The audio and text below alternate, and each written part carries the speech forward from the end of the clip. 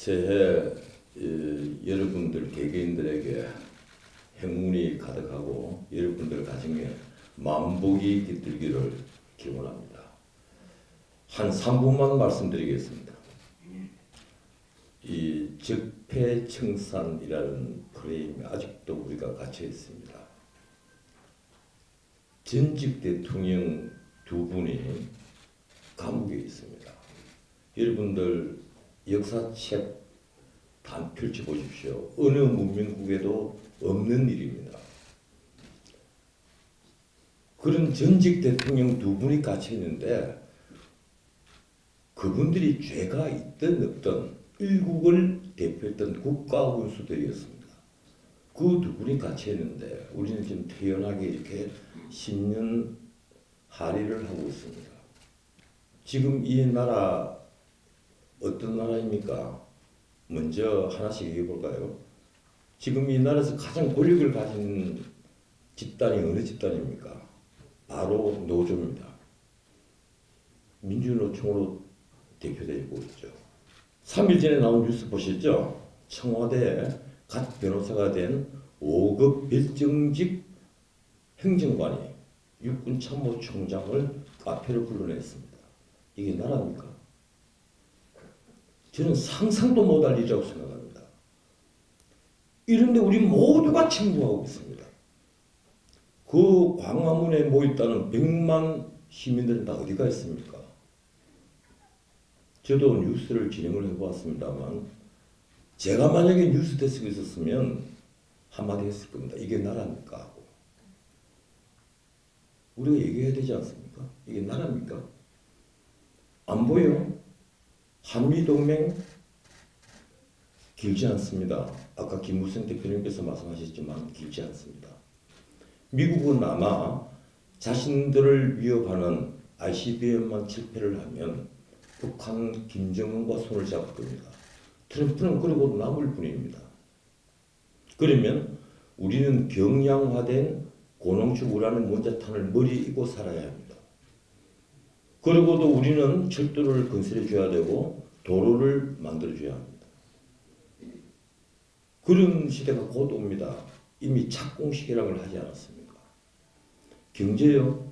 소득 주도 성장이라는 망상에 빠져서 이 나라 경제는 IMF 때 금융위기 때보다도 더 위험한 지경에 있습니다. 조선 해운 철강은 완전히 무너졌는데 조선이 이제 조금 회복할 기운이 있으니까 물 들어올 때 노젓자는 소리가 청와대에서 나오고 있습니다. 노동 친화력 투자가 가능한 자동차 조선은 우리가 꼭 지켜야 할 산업인데도 이미 절벽 앞에 서 있는 자동차와 똑같습니다. 경제 정말 어렵습니다. 작년 10월 기준으로 50대 가장들, 40대 가장들이 15만 3천 명, 14만 5천 명이 실직 상태에 있습니다. 연말에 임시직들, 얼마 안 되는 국가가 세금으로 만들어주는 임시직들 때문에 조금 반등을 했습니다.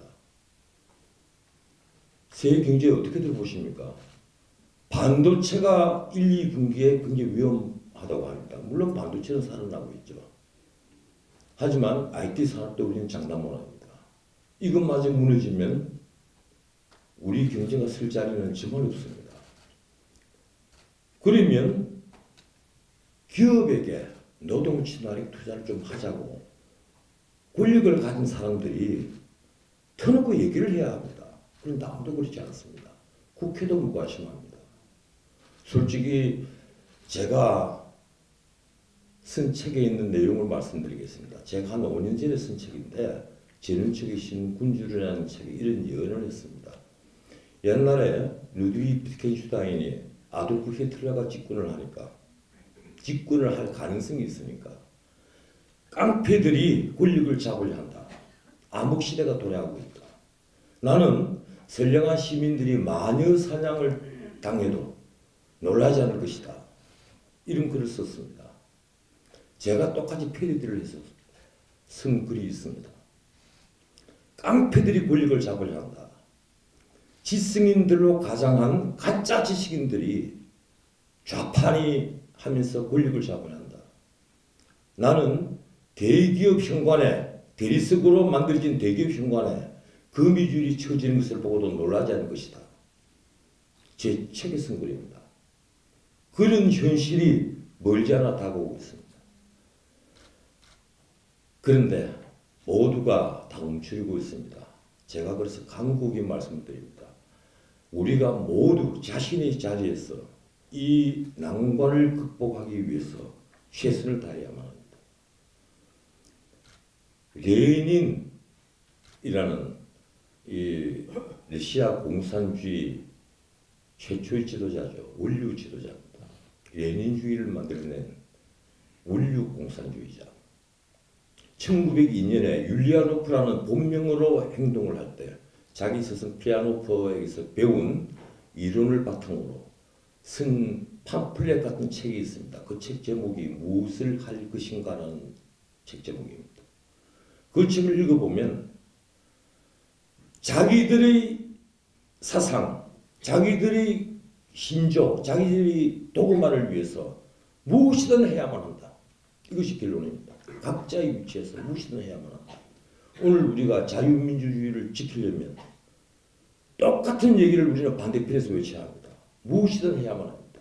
자기 자리에서, 자기가 맡은 직역에서, 자기의 위치에서 무엇이든 해야만 합니다. 하지 않으면 이 나라는 정말 미래가 없습니다.